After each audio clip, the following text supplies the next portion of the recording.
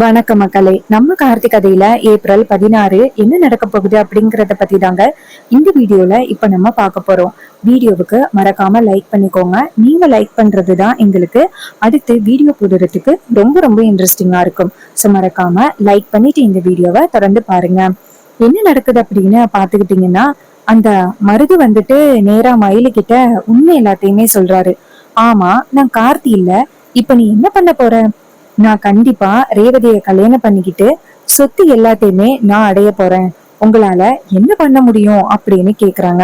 இதையெல்லாம் கேட்டதும் நம்ம ராஜா வந்துட்டு எல்லாத்தையுமே வீடியோ எடுக்கிறாரு.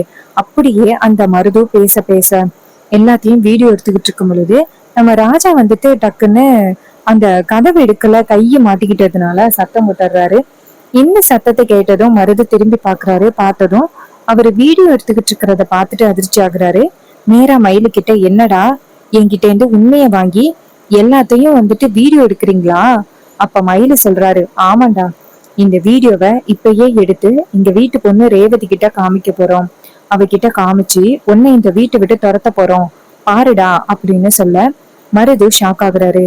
இந்த வீடியோவை நீங்க எப்படி ரேவதி கிட்ட குடுக்குறீங்க அப்படிங்கறத பாக்குறேன் அப்படின்னு அவரு வந்துட்டு டக்குன்னு அந்த போனை பிடுங்க வராரு. அப்போ அந்த போன் டக்குன்னு கீழே போய் விழுந்துருது. அப்போ மயிலு வந்துட்டு, ஐயோ மாமா என்னாச்சு அப்படின்ட்டு இங்க இருந்து ஓடுறாங்க. ஓடி போய் அந்த போனை எடுத்தா அங்க ஈஸ்வரி நிக்கிறாங்க. மருது ஓடி வந்து அவங்க அத்தை கிட்ட, அத்தை, நான் மருது இல்ல அப்படின்னு பேசினத இவரு வீடியோ எடுத்துட்டாரு, என்னன்னு கேளுங்க அப்படின்னு.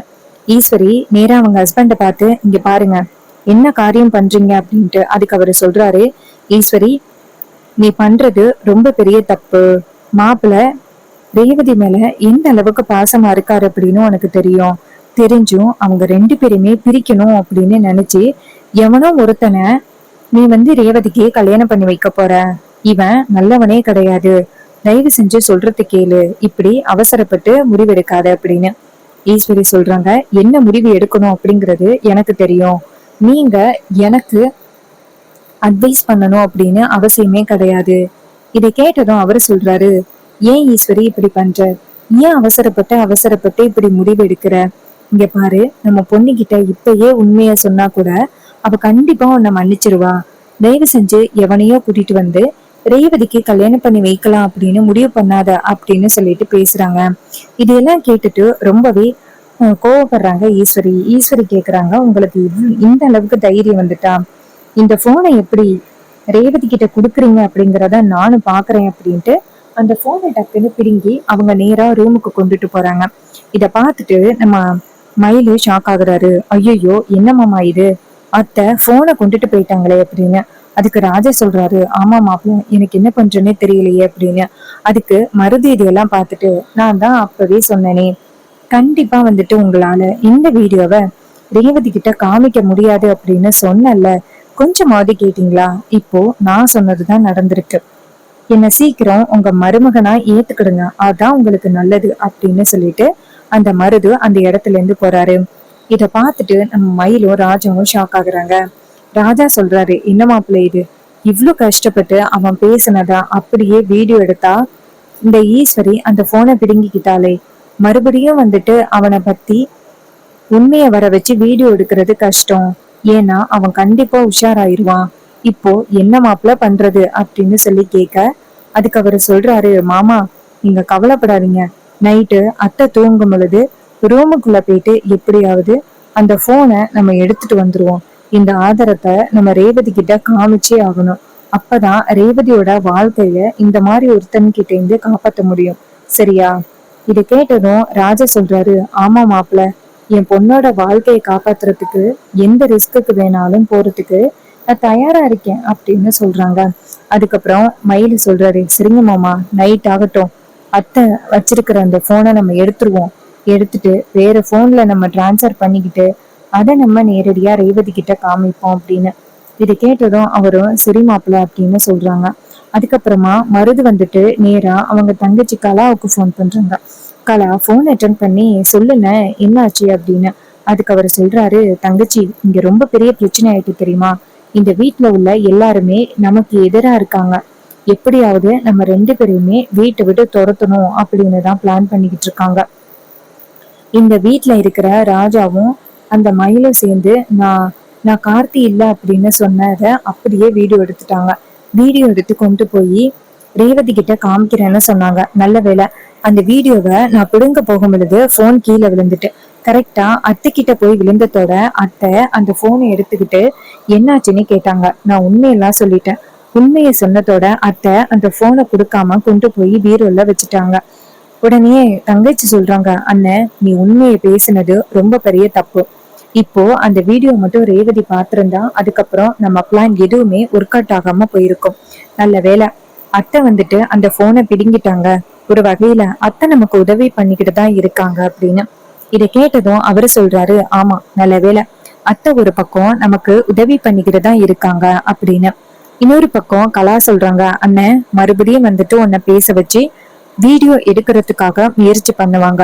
அவங்க என்ன ட்ரை பண்ணாலும் சரி, நீ வந்துட்டு எந்த வகையிலயுமே உண்மைய சொல்லக்கூடாது, சரியான? இதை கேட்டதும் அவரு சொல்றாரு, இங்க பாருமா, என் தங்கச்சி நீ சொல்லிட்ட, நீ சொன்ன பிறகு நான் எதுவும் மதிக்காம இருப்பனா? நான் கண்டிப்பா சொல்றத கேளம்மா அப்படின்னு சொன்னதும் கலாவும் சரிண்ண, எனக்கு இங்க ஒரு முக்கியமான வேலை இருக்கிறதுக்காக நான் வந்துட்டேன். அதனாலதான் உன்கிட்ட என்னால பேச முடியல. நான் இன்னும் 2-3 டேஸ்ல வந்துருவேன். நீ பாத்துக்க. அதற்கு இடையில யாருக்கிட்டையும் நீ மாட்டிக்காத.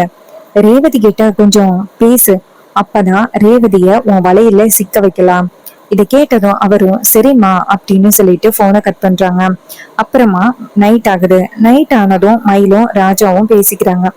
மயிலு சொல்றாரு, மாமா நைட் ஆகிட்டு, இப்பதான் அந்த போனை எடுக்கிறதுக்கு சரியா இருக்கும். வாங்க நம்ம 2 பேரும் சேர்ந்து அத்தையோட ரூமுக்கு போவோம் அப்படின்னு 2 பேருமே சேர்ந்து ஈஸ்வரியோட ரூமுக்கு போறாங்க. ஈஸ்வரியோட ரூமுக்கு போயிட்டு ஈஸ்வரி தூங்கிட்டு இருக்காங்க. அங்க போயிட்டு போனை வந்துட்டு பாக்குறாங்க. கரெக்டா ஈஸ்வரி வந்துட்டு போனை அவங்க பீரோல வச்சிருக்காங்க. 2 பேருமே போயிட்டு பீரோல திறக்கிறாங்க. திறந்து உள்ளார இருக்கிற போனை நைஸா எடுத்து அதுல உள்ள வீடியோவை வேற ஒரு போனுக்கு வந்து டிரான்ஸ்ஃபர் பண்ணிக்கிறாங்க. டிரான்ஸ்ஃபர் பண்ணிருச்சு. நேரா வந்து வெளியில வந்துடுறாங்க. அப்ப ராஜா சொல்றாரு, மாப்பிள்ள இந்த வீடியோவை நம்ம எப்படியோ எடுத்தாச்சு. இப்ப இந்த வீடியோவை கொண்டு போய் என் பொண்ணு கிட்ட காமிச்சா என் பொண்ணு கண்டிப்பா நம்பிடுவா அப்படின்ட்டு. அதுக்கு மயில சொல்றாரு, ஆமா மாமா, அதுக்கு முன்னாடி நம்ம தான் இந்த வீடியோவை ரேவதி கிட்ட கொடுத்தோம் அப்படிங்கிறது அத்தைக்கு தெரியக்கூடாது. நம்மளா இந்த வீடியோவை அனுப்பிடுவோம். ரேவதியா இந்த வீடியோவை பார்த்துட்டு அவளை கேள்வி கேட்கட்டும். இதை கேட்டதும் ராஜா சொல்றாரு, ஆமா மாப்பிள்ள நீ சொல்றது சரிதான். இந்த வீடியோவை ரேவதிக்கு அனுப்பிடலாம் அப்படின்னு ரேவதிக்கு அனுப்புறாங்க. நம்ம ஹீரோயின் வந்துட்டு என்னடா இது, ஏதோ புது நம்பர்ல இருந்து ஏதோ வீடியோ வந்திருக்கு அப்படின்னு பாக்குறாங்க. அதுல வந்துட்டு அந்த மருது அப்படியே பேசினது எல்லாமே ரெக்கார்டடா இருக்கு. அதையெல்லாம் பார்த்ததும் ரேவதிக்கு ரொம்பவே அதிர்ச்சியா இருக்கு. ரேவதி அந்த வீடியோவை பார்த்துட்டு இவ்வளவு பெரிய விஷயம் நடந்திருக்கு, அம்மாவுக்கு இது தெரியுமா இல்லையா, அம்மா கிட்ட இப்பவே போய் கேட்போம் அப்படின்னு ரேவதி அங்கேருந்து வந்துட்டு அம்மா அம்மா அப்படின்னு சத்தம் போடுறாங்க. ஈஸ்வரி என்னடா இது இந்த நேரத்துல நம்ம பொண்ணு சத்தம் போடுறாளே அப்படின்னு அந்த இடத்துக்கு வராங்க. இன்னொரு பக்கம் நம்ம ரேவதி அவங்க அம்மாவை பார்த்து, அம்மா நீ மாப்பிள்ளைன்னு ஒருத்தனை கூட்டிட்டு வந்திருக்கே, அவன் எங்க அப்படின்னு. அப்போ ஈஸ்வரி ஷாக் ஆகுறாங்க. இவ எதுக்கு வந்துட்டு மாப்பிள்ளையை கேக்குறா, என்னவா இருக்கும், ஏதாவது உண்மை தெரிஞ்சிருக்குமோ அப்படின்னு. அப்ப ரேவதி சொல்றாங்க, என்னம்மா பாக்குற, கூப்பிடுமா அவனை அப்படின்னு. ஈஸ்வரி கேக்குறாங்க, அம்மாடி என்னமாச்சு, ஏதாவது பிரச்சனையாமா? ரேவதி சொல்றாங்க, அம்மா பிரச்சனைதான், சீக்கிரம் உன் மாப்பிள்ளைய வெளியில கூப்பிடு அப்படின்னு. உடனே ஈஸ்வரியும் சரிம்மா அப்படின்னு சொல்லிட்டு நேரா மருதுவ கூப்பிடுறாங்க. மருது அந்த இடத்துக்கு வராரு. வந்ததும் ரேவதி நேரா மருதுவ பார்த்து, இங்க பாரு, நீதான் உண்மையான கார்த்தியா அப்படின்னு. அப்போ மருது சொல்றாரு, என்ன நீ உண்மையான கார்த்தியா அப்படின்னு என்கிட்ட கேக்குற, நான் தான் உண்மையான கார்த்தி, என்ன தெரியலையா அப்படின்னு சொல்லி கேட்க. அப்ப ஹீரோயின் சொல்றாங்க, இங்க பாரு, நீ உண்மையான கார்த்தி இல்ல, நீதான் மருது அப்படின்னு கொஞ்ச நேரத்துக்கு முன்னாடி வாக்குமூலம் கொடுத்திருக்க போன்ல. அந்த வீடியோ இப்ப என்கிட்ட இருக்கு அப்படின்னு சொன்னதும் இதை கேட்டதும் மருது ஷாக் ஆகுறாரு. ஆகா, இது என்னடா இப்படி சொல்றாளே அப்படின்ட்டு. அப்ப ஈஸ்வரி கேக்குறாங்க, ரேவதி என்ன பேசுற, இவர்தான் உண்மையான கார்த்திக், உன் அம்மா நான் சொல்றேன்டி. அப்ப ஹீரோயின் சொல்றாங்க, அம்மா இவன் உன்னை நல்லாவே ஏமாத்திருக்கான், சொத்துக்காக தான் அவன் நம்ம இந்த வீட்டு பக்கமே வந்திருக்கான், இவன் நல்லவனே கிடையாதுமா அப்படின்னு சொல்லிட்டு பேசுறாங்க. இதை கேட்டதும் ரொம்பவே அதிர்ச்சி ஆகுறாங்க நம்ம ஈஸ்வரி. அப்போ ரேவதி என்ன சொல்றாங்க அப்படின்னா, அம்மா நான் இப்பவே வந்துட்டு அதிகாரிங்களுக்கு ஃபோன் பண்றேன், அதிகாரிங்களுக்கு ஃபோன் பண்ணி அவனுக்கு ஒரு முடிவு கட்டுறேன் அப்படின்னு சொல்லிட்டு நேரா அதிகாரிங்களுக்கு ஃபோன் பண்றாங்க. அதிகாரிங்க வந்துட்டு ஃபோன் அட்டன் பண்ணி சொல்லுங்க அப்படின்னு சொல்ல ரேவதி சொல்றாங்க, சார் எங்க வீட்டுல ஒருத்தன் கார்த்தி அப்படின்னு சொல்லிட்டு வேற பேர்ல வந்து இந்த வீட்டுக்குள்ள இருக்கான், அவனை கைது பண்ணணும் வாங்க அப்படின்னு சொன்னதும் அதிகாரிகளும் சரிங்க மேடம் உடனே வரோம் அப்படின்னு சொல்லிட்டு நேரா வராங்க. அப்போ ரேவதி அவங்க அம்மாவை பார்த்து, அம்மா இந்த விஷயத்துல நீங்க தலையிடாதீங்க, உங்களை நல்லாவே இவன் ஏமாத்திருக்கான், சோ இவனை நீங்க நம்பாம இருக்கிறது தான் நல்லது அப்படின்னு சொல்லிட்டு நேரா அதிகாரிங்களை கூப்பிடுறாங்க. அதிகாரிங்க அந்த இடத்துக்கு வந்ததும் ரேவதி அதிகாரிங்களை பார்த்து, சார் இங்க பாருங்க, இவன் பேரு வந்துட்டு மருது, ஆனா தான் பேரு கார்த்திக் அப்படின்னு சொல்லி எங்க வீட்டுல வந்து எல்லாரையுமே ஏமாத்தி இருக்கான், சோ இவனை கைது பண்ணி இவனுக்கு சரியான ஒரு தண்டனை கொடுங்க அப்படின்னு. உடனே அதிகாரிகளும் சரிங்க மேடம் நாங்க பாத்துக்கிறோம் அப்படின்னு சொல்லிட்டு நேரா மருதுவை பார்த்து, டேய் எவ்வளவு தைரியம் இருந்தா உன் பேரை வேற வச்சுக்கிட்டு இங்க வந்து எல்லாரையுமே ஏமாத்துவ, இவ்வளவு தைரியம் இருந்தா நீ இப்படி ஒரு காரியத்தை பண்ணுவ அப்படின்னு சொல்லி கேக்குறாங்க. அப்ப மருது வந்துட்டு நேரா ஈஸ்வரிய பார்க்க, ஈஸ்வரி வந்து மருதுவை பார்த்து என்னை பத்தி போட்டு கொடுத்துறாத அப்படின்னு பாக்குறாங்க. உடனே நம்ம ஹீரோயின் இருக்காங்கல்ல அவங்க நேரா மருதுவை பார்த்து என்னடா பாக்குற கிளம்புடா அப்படின்னு சொன்னதும் மருது நேரா ஈஸ்வரிய பார்த்து முறைச்சுக்கிட்டே அந்த இடத்துல இருந்து போறாங்க. இதையெல்லாம் பார்த்துட்டு ரொம்பவே அதிர்ச்சி ஆகுறாங்க ஈஸ்வரி. எப்படியாவது என் பொண்ண அவனுக்கு கல்யாணம் பண்ணி வைக்கலாம் அப்படின்னு பார்த்தா கடைசி நேரத்துல இப்படி ஆகிருச்சு அப்படின்னு ரேவதி அவங்க அம்மாவை பார்த்து, அம்மா நீங்க கவலைப்படாதீங்க அம்மா, இவன் உண்மையான கார்த்தி கிடையாது, யாரு உண்மையான கார்த்தியோ அவனை கூட்டிட்டு வந்துட்டு நான் கண்டிப்பா வந்துட்டு கல்யாணம் பண்ணிக்கிறேமா, உங்களோட ஆசை என்ன, பாட்டியோட பேரனை கல்யாணம் பண்ணிக்கணும் அப்படிங்கிறது தானே உங்களோட ஆசை, நான் சீக்கிரம் பாட்டியோட பேரன் யாரு அப்படிங்கறத கண்டுபிடிச்சு அவரை நான் கல்யாணம் பண்ணிக்கிறேன் சரியாம்மா அப்படின்னு சொல்ல ஈஸ்வரியும் சரிம்மா அப்படின்னு சொல்ல ரேவதியும் சரிம்மா அப்படின்னு சொல்லிட்டு ரூம்குள்ள போறாங்க. ராஜா நேரம் ஈஸ்வரிய பார்த்து, பாத்தியா கடைசி நேரத்துல என்ன ஆச்சுன்னு பாத்தியா, நீ பண்றது கொஞ்சம் கூட சரியே இல்ல, உன் பொண்ணோட வாழ்க்கையை கொஞ்ச நேரத்துல நீ ஸ்பாயில் பண்ண பாத்தியா. இது கேட்டதும் ஈஸ்வரி சொல்றாங்க, இங்க பாருங்க தேவையில்லாம வந்துட்டு இந்த விஷயத்துல நீங்க தலையிட்டுட்டீங்க, நான் கண்டிப்பா என்ன ஆனாலும் சரி அந்த டிரைவர் பயல மறுபடியும் இந்த வீட்டுக்குள்ள கூட்டிட்டு வர்றதுக்கு வாய்ப்பே இல்ல. இதை கேட்டதும் ஈஸ்வரி சொல்றாங்க, ராஜா சொல்றாங்க, இங்க பாரு மாப்பிள்ள இந்த வீட்டோட மாப்பிள்ள, அதுல எந்த வித மாற்றமும் இல்ல அப்படின்னு சொல்லிட்டு பேசுறாங்க. இதை கேட்டதும் செம்ம கோவப்படுறாங்க நம்ம ஈஸ்வரி. அந்த இடத்துல இருந்து போறாங்க. அப்ப நம்ம ஹீரோயின் நேரா அவங்க அப்பா கிட்ட போயிட்டு, அப்பா நீங்க தான் இந்த வீடியோவை எடுத்தீங்களா? அப்ப ராஜா சொல்றாரு, ஆமாமா இவன் நல்லவனே கிடையாது, அதாமா உன்கிட்ட சொல்றதுக்காக வீடியோ எடுத்தேன். ரேவதி சொல்றாங்க, அப்பா இதுல அம்மாவுக்கு ஏதாவது சம்பந்தம் இருக்கா? அதுக்கு வர சொல்றாரு, அம்மாடி இதுக்கும் உங்க அம்மாவுக்கும் எந்தவித சம்பந்தமும் இல்ல, உங்க அம்மாவுக்கே தெரியாதுடி கார்த்தி எப்படி இருப்பாரு அப்படின்னு, ஆனா எனக்கு தெரியும் கார்த்தி எப்படி இருப்பாரு அப்படின்னு. உனக்கு என்ன அந்த கார்த்தியை பார்க்கணும் அதான ஆசை, இன்னும் கொஞ்ச நேரத்துல இன்னும் 2 நாளையில நான் வந்துட்டு அந்த உண்மையான கார்த்தியை கூட்டிட்டு வரேன், சோ நீ கவலைப்படாத அப்படின்னு. இதை கேட்டதும் ரேவதி சொல்றாங்க, அப்பா ரொம்ப தேங்க்ஸ்ப்பா, அவரை நான் பார்க்கணும்னு ஆசையா இருக்கு, இவனை போய் நான் உண்மையான கார்த்தின்னு நினைச்சு நம்பிட்டனே அப்படின்னு ஒரி பண்றாங்க. சோ இந்த கதை உங்களுக்கு பிடிச்சிருக்கா?